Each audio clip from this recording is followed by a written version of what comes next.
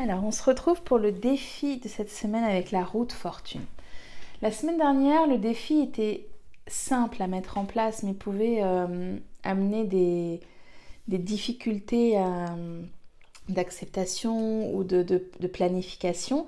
Aujourd'hui, c'est un défi qui peut être un peu plus difficile à réaliser parce que vous n'aurez peut-être pas ce qu'il faut chez vous, mais par contre, qui va être très simple et qui va être action-réaction en fait, si vous arrivez à le réaliser.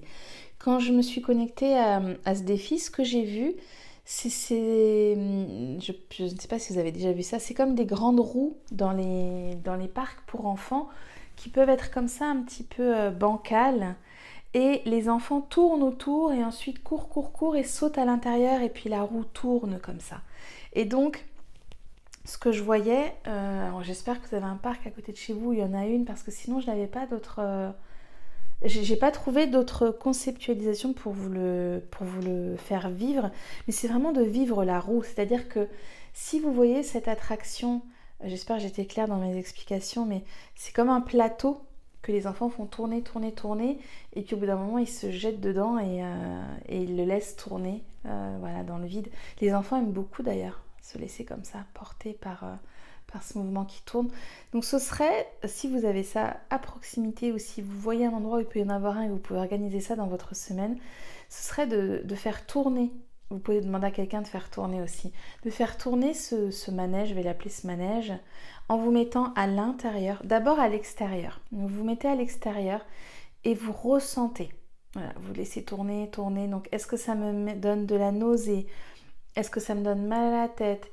Est-ce que ça me déstabilise et que je me sens complètement séparée à l'intérieur de moi? Arrêtez, prenez quelques notes et ressentez vraiment comment vous êtes lorsque vous êtes à l'extérieur de cette roue, donc lorsque vous êtes à l'extérieur de vous. Et ensuite, faites un deuxième tour, demandez gentiment à quelqu'un de faire tourner cette roue et laissez, laissez ressentir votre corps.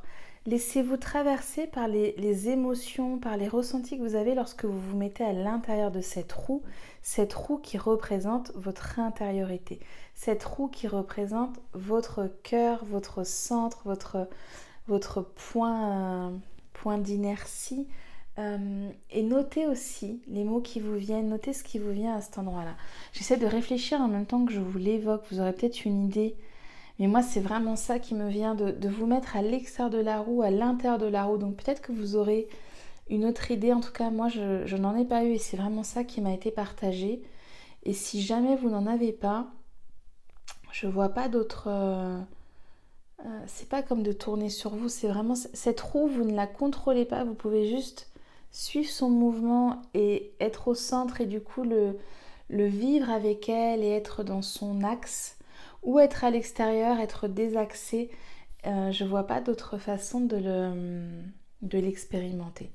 Écoutez, je vous laisse avec ce défi qui peut être un peu surprenant cette semaine. J'espère que vous arriverez à le relever. Je serais curieuse d'avoir vos retours d'ailleurs sur ce défi. Et je vous laisse donc avec cette semaine roue de fortune, changement, mouvement. Il se peut qu'il se passe plein de choses pour vous cette semaine, donc pas d'inquiétude si ça arrive. Et on se retrouve la semaine prochaine avec la force. Très belle fin de semaine.